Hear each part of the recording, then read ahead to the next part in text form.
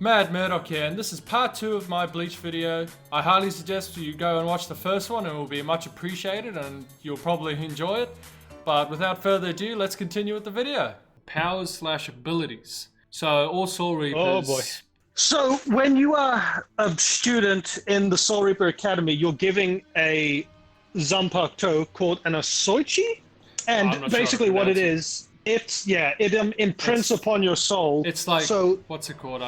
What's the thing you it's paint a blank canvas. slate. It's like a canvas, and then they have to unleash its potential through their spiritual power. Yeah. So actually most Soul Reapers don't actually get a Shikai because they just don't have the strength to do it. So Zanpakutos are typically, being Japanese, most of them are portrayed to be like a katana. So yeah, Zanpakutos are shown in their non-released state. Yeah, all Zanpakutos in their non-released state are shown to look like a katana, but they're all designed uniquely in what they look like and how they represent what. And their Zanpakuto has releases. The first release is known as the Shikai, which is the true form of what that Zanpakuto looks like and what it does. So when people release a Shikai in that, usually besides for the exception of Kisuke and the Squad 1 Lieutenant, most Shikai, I want to say, looks completely different. Well, it's split in half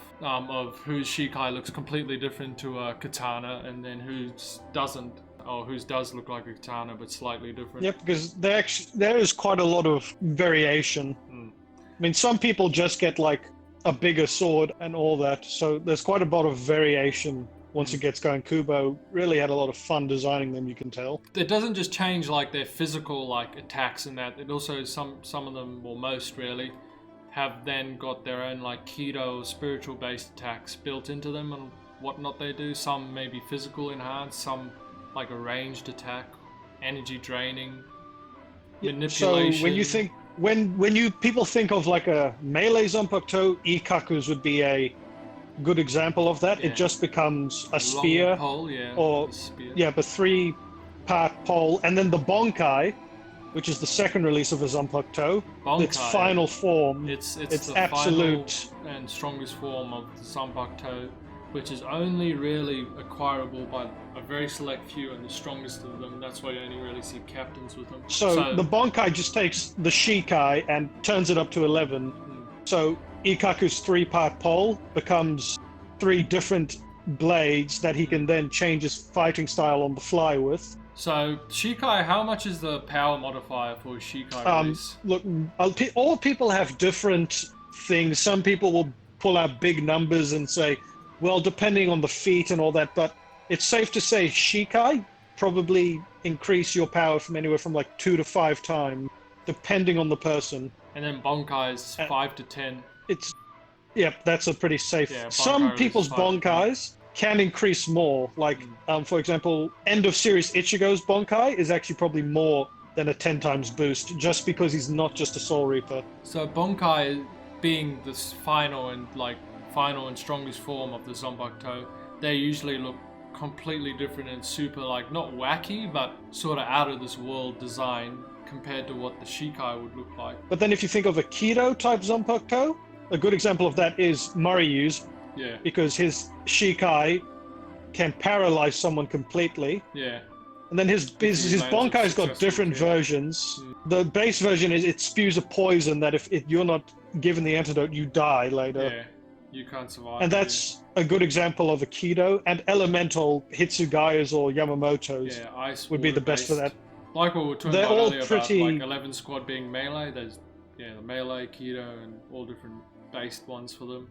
The Zanjutsu. So that's where Squad 11 really excels. Zanjutsu, the art of using their weapon to its full potential. So yeah, that's what Yamamoto was trying to teach Kenpachi, how to really fight with his sword to its potential with the true form Yamamoto almost never trains anyone, so when Kenpachi did become a Soul Reaper, he personally took it upon himself to train him, because we only know of the 3 he's trained.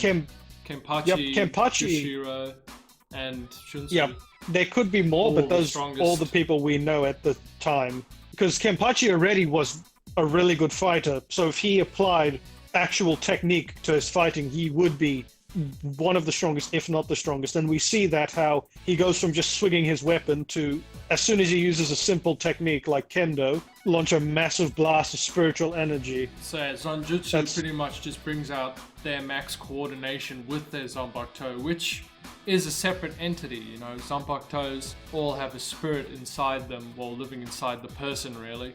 A representation of that Zanpakuto. Like, some will be, like Yamamoto's, for example, is just fire. Ichigo had Zongetsu, but he also had Wide, and so he's not really a good person to talk about. So Renji, he's a bad example. Yeah, Renji had Zabimaru, which was baboon, because but had a his snake for a tail.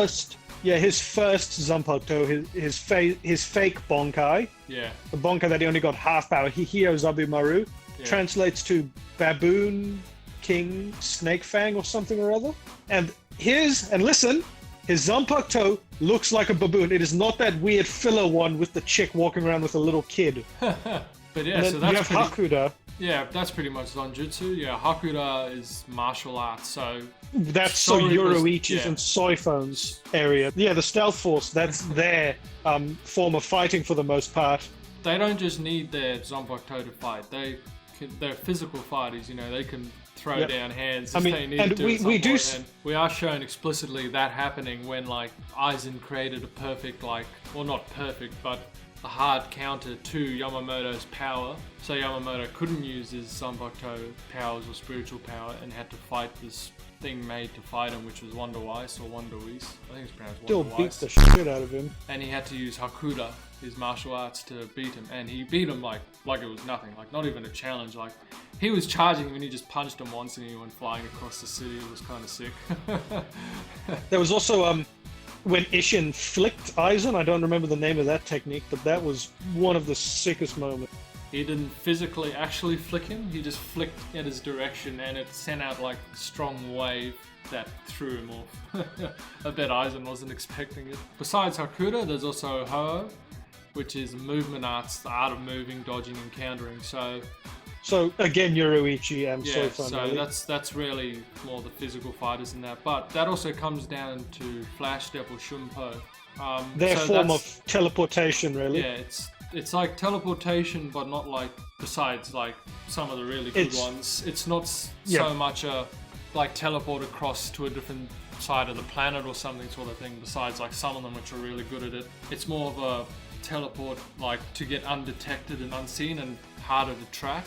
So to like get up behind somebody, hit them from a weak spot, or if somebody's trying to chase you, you know, you're just dashing all over the place so they can't keep up, like what we saw Yoruichi doing while carrying Ichigo. She just went out of the place, challenging Byakuya, said, "You won't be able to catch me." Flash Step Master Yoruichi Shuhon. Goddess of Flash, isn't it? Goddess of Flash. So she was just out of there, like. So it can be used defensively, offensively. Shumpo, it's quite a. But all species in Bleach, or pretty much all species, have their own form of like teleporting like that, and they all work differently. But we got the biggest one to really talk about is Kido. Kido, magic art, the art of using spells and magic. So there are different classes in Kido, because you have the defensive sort of Kido called the Bakudos, which are more, you know, sealing barriers, like pretty much sealing barriers. And then there's the offensive type, which are the Hado. They're pretty much only offensive, right? You can't really. But some are pretty used much, in ways to trap people too, not just like direct attacks. Yeah, and then some Hodos, obviously a lot of weak, like Hodo number 1 Sho, which is sort of just like a blast of air, can be used to like knock someone out of the way of an attack. Remember Byakuya did that to Rukia? Moved her out of the way of, what's the bonsai guy's name, cutting her so that he... Oh, yeah, I remember just was that? watching a video about him the other day and I've forgotten. Zomarai. Bonsai Lord Aizen. Zomarai. Yep. Zomari. But the healing Kido is called Kaido. And it's spelled. So, but there's, we don't really have any names or numbered spells for that. We sort of just, like I said, the green healing hands technique, that's really it. So all Hodos and Bakudos, they sort of go on a ranking scale too, from 1 to XXXXX, whatever it goes up to. The highest number Kido we've seen is 99, so... Like, say, Hodos, the higher the number, the more lethal the attack or trap. And with Bakudos, the higher the number, the more effective or hard to counter the like defensive or trapping. Well, not really. I guess you could say trapping too, because there's the one that Byakuya likes to use. It's a high number one. 30. I don't remember all of them. The most Kido spells I remember is sort of just the Hardos, because let's be honest, those are the ones people care about. Yeah, you know, no one really uses much Bakudos that you see, but they're there and they're still important. But the numbers, the difference in some of these spells is crazy. Like the one Byakuya likes to use, the low number one he likes to use. Yeah, I wonder why he likes to use that one. Yeah, because it sounds like it has no incantation or anything. It's sort of just an instant blast of lightning out of his finger, so maybe he can catch people off guard. But then another one he likes to use is number 33, Soi Katsui, which is a blast of blue flames, and we've seen how powerful he can make that even when he fought Renji. 33 is a sort of mid-range number for them, because like once you get up to the 80s and the 90s, those are like when you hear seriously someone use powerful a high spells. number, you know it's serious, like it's going to be strong. Just like how Aizen sort of emphasizes how, and Gin emphasizes how big of a deal it was when he used number 90. Even in the Soul like Society. in the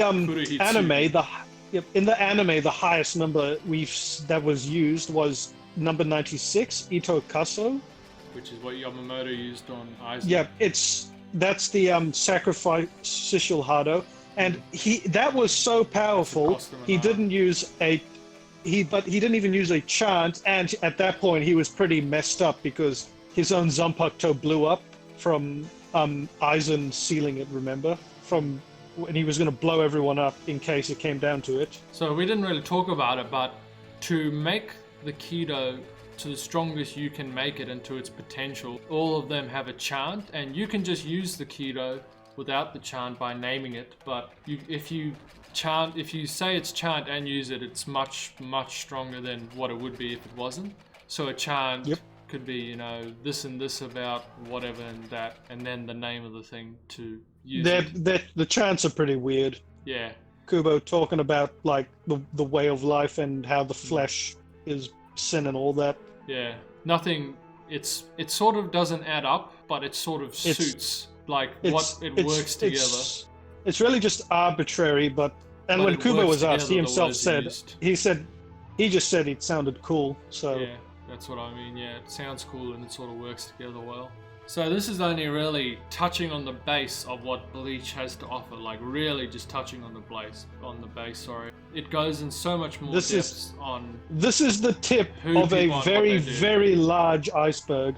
We could make this video, and I've been recording for an hour and a half, or hour and 40 minutes now, and just talking about this. We could go on for hours explaining more, and I'm gonna have to do this in 2 parts and edit it down, but we could go on about more on specific details on Shinigami's powers, like specific Shinigami's powers and all that, but it gets into really deep stuff and will end up being a very long talk as well.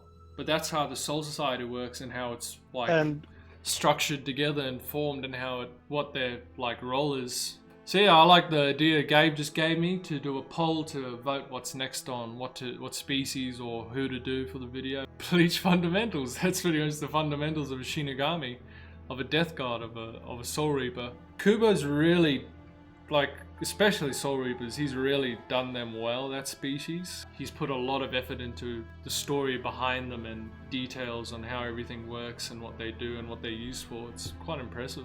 I hope this video was helpful, and I gave a bit of an insight on Gabe and I's thoughts behind stuff as well on Bleach. Not just the facts, but thoughts on what we think about everything as well and our feelings towards them. I hope you watched the video through. So that's the end of the video. You want to say goodbye, Gabe? I don't like any of you. Insert Discord leave call noise. Yeah. So I hope you guys enjoyed the video and got a bit of an understanding out of this, and I'll be making plenty more Bleach videos and talks with Gabe and by myself and more content. If you did make it this far, don't forget to like, share and subscribe. What do you say, Gabe? I left the call, Adam. What are you talking about? Gently press that like button. and you're gonna Don't go be over to that abusive too. subscribe. You're gonna go over to that subscribe button. You're gonna click it. Then you're gonna click it again. There's this little bell right there. Turn on notifications for videos. And turn on all and you won't be disappointed.